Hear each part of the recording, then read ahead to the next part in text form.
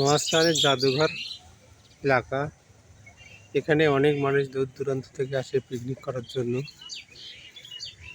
এই মহাস্থানগড় একসময় ঐতিহ্যবাহী ব্যবসা কেন্দ্র ছিল, এখন আর নাই।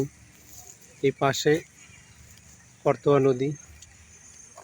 এই করতোয়া নদীতেও একসময় অনেক নৌকা চলাচল করত, কিন্তু এখন ভরাট হয়ে যাওয়ার কারণে আর নৌকা নেই। একটা নতুন জিনিস দেখতে পাচ্ছেন, এটাকে বলা হয় সাঁকো।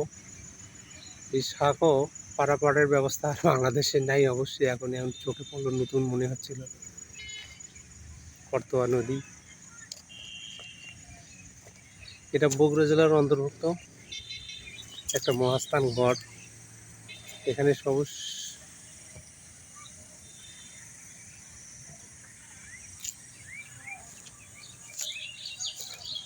আমরা একটু সামনের দিকে এগিয়ে যাই, অনেক চুলা দেখা যায় যেখানে মানুষ পিকনিক খাইছে, এবং এই পিকনিক খাওয়ায় অনেক আনন্দ বোধ করে মানুষ।